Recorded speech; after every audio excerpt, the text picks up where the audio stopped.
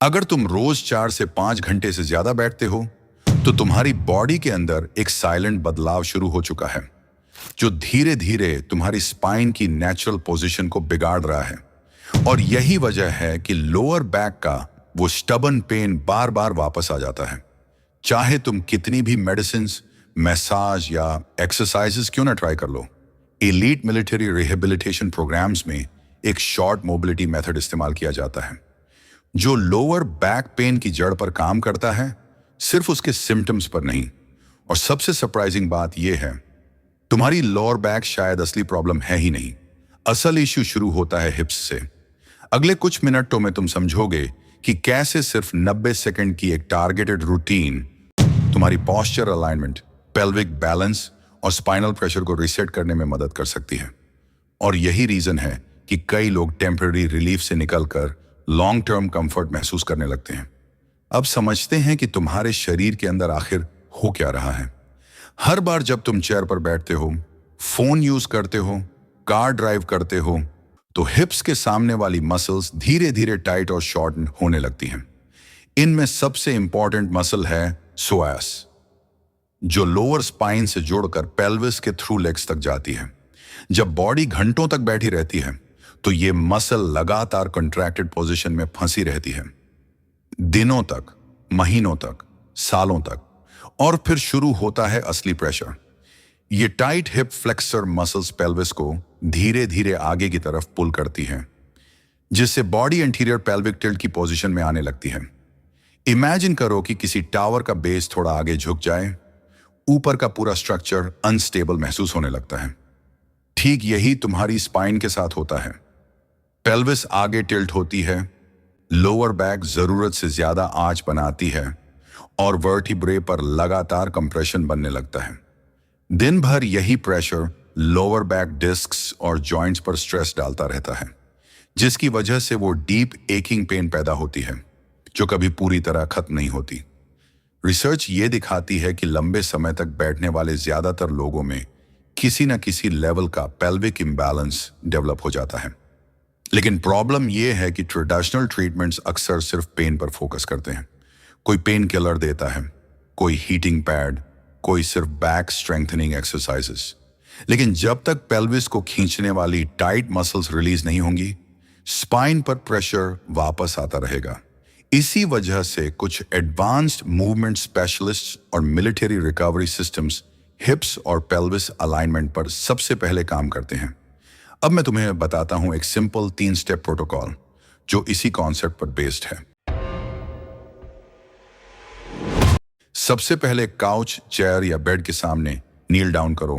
अपना एक नी नीचे रखो और दूसरा पैर सामने बेंड करके फ्लोर पर टिकाओ।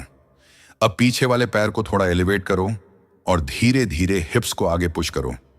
लेकिन ध्यान रहे अपर बॉडी बिल्कुल सीधी रहे। तुम्हें हिप के फ्रंट एरिया में एक डीप स्ट्रेच महसूस होगा। यही वो जगह है जहां लंबे समय से स्टिफनेस साइलेंटली जमा होती रहती है। अब स्लो ब्रीदिंग शुरू करो। Deep inhale, slow exhale. जितनी काल्म ब्रीदिंग होगी उतना मसल्स टेंशन छोड़ना शुरू करेंगी। करीब 30 सेकंड्स तक इसी पोजीशन को होल्ड करो। धीरे धीरे लोअर बैक का कंप्रेस्ड फीलिंग कम होने लगेगा, क्योंकि पेल्विस फिर से न्यूट्रल पोजीशन की तरफ वापस आने लगता है। अगर काउच अवेलेबल नहीं है तो स्टैंडिंग लंज स्ट्रेच भी कर सकते हो। बस याद रखो, मूवमेंट स्लो और कंट्रोल्ड होना चाहिए। कोई जर्किंग नहीं, कोई फोर्स नहीं, क्योंकि गोल मसल्स को फाइट करना नहीं बल्कि उन्हें सेफली रिलीज करना है। अब अगले स्टेप में हमें बॉडी के सपोर्ट मसल्स को एक्टिवेट करना है, क्योंकि जब हिप फ्लेक्सर्स बहुत टाइट हो जाते हैं तो ग्लूट्स प्रॉपरली काम करना बंद कर देते हैं और फिर पूरा लोड लोअर बैक संभालने लगती है। फ्लोर पर पीठ के बल लेट जाओ, दोनों नीज बेंड करो और फीट को हिप विड्थ डिस्टेंस पर रखो। अब धीरे धीरे हिप्स को ऊपर उठाओ और ग्लूट्स को टाइटली स्क्वीज करो। तुम्हारी बॉडी शोल्डर्स से लेकर न्यूज तक एक स्ट्रेट ब्रिज जैसी दिखनी चाहिए। ये मूवमेंट सिर्फ एक एक्सरसाइज नहीं है, ये बॉडी को याद दिलाती है कि स्पाइन को सपोर्ट करने का काम सिर्फ लोअर बैक का नहीं है। टॉप पोजीशन पर कुछ सेकंड्स होल्ड करो और ग्लूट्स में स्ट्रॉन्ग कंट्रैक्शन महसूस करो।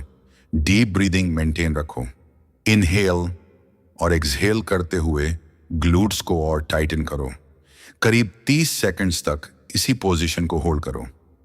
धीरे धीरे तुम्हें हिप्स और लोअर बैक के बीच एक नेचुरल बैलेंस फील होने लगेगा, और यही वो मोमेंट होता है जब बॉडी फिर से सही मसल्स को एक्टिवेट करना शुरू करती है।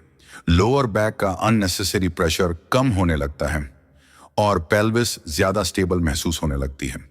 अब हैंड्स एंड नीज पोजीशन में आओ। धीरे धीरे अपनी बैक को ऊपर की तरफ राउंड करो, बिल्कुल वैसे जैसे कैट स्ट्रेच करती है। कुछ सेकंड्स तक इसी पोजीशन को होल्ड करो। अब धीरे धीरे ऑपोजिट डायरेक्शन में मूव करो। बैक में हल्का आर्च बनाओ और चेस्ट को थोड़ा ओपन होने दो। इसे कंट्रोल्ड स्पाइनल फ्लो मूवमेंट कहा जाता है। यह मूवमेंट वर्टिब्रे के बीच स्पेस क्रिएट करने में मदद करती है और स्पाइन की कंप्रेस्ड फीलिंग को धीरे धीरे रिड्यूस करती है। अब इन दोनों पोजीशंस के बीच स्मूथ और कंट्रोल्ड तरीके से मूव करो। कोई फास्ट मोशन नहीं, कोई जर्किंग नहीं, बस स्लो ब्रीदिंग के साथ बॉडी को नेचुरली फ्लो करने दो। करीब 30 सेकंड्स तक यही मूवमेंट रिपीट करो। ये gentle spinal motion mobility improve करने, स्टिफनेस कम करने और स्पाइन को रिलैक्स करने में मदद करता है। अब पूरी रूटीन दूसरी साइड पर रिपीट करो। दोनों साइड्स मिलाकर पूरे प्रोसेस में सिर्फ 3 मिनट लगेंगे, लेकिन इसका सबसे पावरफुल हिस्सा है कंसिस्टेंसी। जब इसे रोज सुबह और शाम किया जाता है तो बॉडी धीरे धीरे नई अलाइनमेंट को अडॉप्ट करना शुरू कर देती है। पेल्विस ज्यादा स्टेबल महसूस होने लगता है, हिप्स खुलने लगते हैं और लोअर बैक पर बनने वाला कांस्टेंट प्रेशर धीरे धीरे कम होने लगता है। और यही वो पॉइंट है जहां टेम्पोररी रिलीफ की जगह रियल लॉन्ग टर्म कंफर्ट शुरू होता है। पहले ही दिन लोअर बैक का टाइटनेस थोड़ा कम महसूस हो सकता है। 24 से 48 घंटों के अंदर मॉर्निंग स्टिफनेस धीरे धीरे कम होने लगती है। सिटिंग, ड्राइविंग और लंबे समय तक बैठना पहले से थोड़ा कंफर्टेबल महसूस होने लगता है। एक हफ्ते के अंदर कई लोगों को पोस्चर, मोबिलिटी और लोअर बैक डिस्कंफर्ट में नोटिसेबल इंप्रूवमेंट महसूस होने लगता है। लॉन्ग टर्म में हिप्स ज्यादा ओपन रहने लगते हैं, ग्लूट्स एक्टिव रहते हैं और स्पाइन पर बनने वाला अननेसेसरी स्ट्रेन धीरे धीरे कम हो जाता है। ये रूटीन खासकर उन लोगों के लिए यूजफुल है जो लंबे समय तक बैठते हैं, डेस्क जॉब्स करते हैं या लगातार लोअर बैक टाइटनेस महसूस करते रहते हैं, क्योंकि कई बार बॉडी को सिर्फ मूवमेंट नहीं बल्कि सही अलाइनमेंट की जरूरत होती है। और जब पेल्विस, हिप्स और स्पाइन एक साथ सही तरीके से काम करने लगते हैं तो बॉडी नेचुरली ज्यादा स्टेबल, स्ट्रांग और कंफर्टेबल महसूस करने लगती है। सिर्फ कुछ मिनट्स रोज, लेकिन असर पूरे दिन। अगर तुम्हें ये इंफॉर्मेशन यूजफुल लगी तो वीडियो को लाइक करो और कमेंट्स में बताओ कि तुम रोज कितने घंटे बैठते हो। क्या तुम्हें भी लोअर बैक टाइटनेस या पोस्चर प्रॉब्लम महसूस होती है? कमेंट में जरूर शेयर करो। और ऐसी ही deep body awareness, posture correction, mind body connection और हिडन हेल्थ ट्रुथ्स के लिए अंतर्दृष्टि को अभी सब्सक्राइब करो, क्योंकि कई बार हीलिंग सिर्फ मेडिसिन से नहीं, बॉडी को सही तरह समझने से शुरू होती है।